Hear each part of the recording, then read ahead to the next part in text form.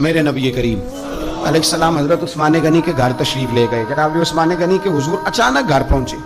حضرت ابو ہریرہ رضی اللہ تعالیٰ عنہ فرمانے لگے جب نبی پاک علیہ السلام ان کے حجرہ نور میں داخل ہوئے نا, نبی پاک کی شہزادی سے بڑھ کر تو کوئی شہزادی نہیں نا. یہ تو وہ خواتین ہیں جن کو قرآن نے سب سے بہترین کہا حضور کے گھر میں رہنے والے لوگوں کو. حضور کی لخت جگر جناب رقیہ. حضرت ابو ہریرہ کہتے ہیں حضور اچانک پہنچے حضرت عثمان غنی کے گھر, تو جناب عثمان غنی چارپائی پہ بیٹھے تھے اور جناب رقیہ اپنے ہاتھوں سے ان کے بالوں میں پانی ڈال ڈال کے ان کے سر کو دھو رہی تھی. یعنی چکی بھی پیسیں جناب رقیہ, لیپا پوتی بھی کریں کچے مکان کو, گھر کا سارا کام کاج بھی کریں اور اپنے شوہر کے بالوں میں پانی ڈال کر وہ سر بھی دھوئے.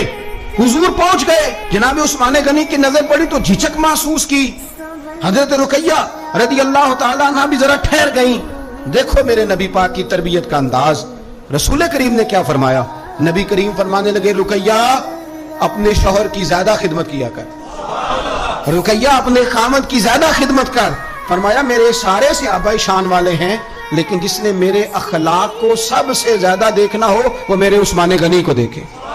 یہ اخلاق میں مجھ سے زیادہ مشابہت رکھتا ہے بیٹی, زیادہ خدمت کیا کر اپنے شوہر کی زیادہ. یہ حضور نے تربیت دی. یہ نبی پاک علیہ السلام نے ہمیں بتلایا کہ اس طرح تمہارے گھر بنیں گے, اس طرح دکھ دور ہوں گے. لیکن جب ابا ہی گھر آ کے روئے گا اور اماں ہی بد دعا کرے گی کہ دیکھو میری بیٹی کو کیا حال کر دیا روٹیاں پکوا, تو کیسے گھر چلے گا؟ سمجھیں آپ ان چیزوں.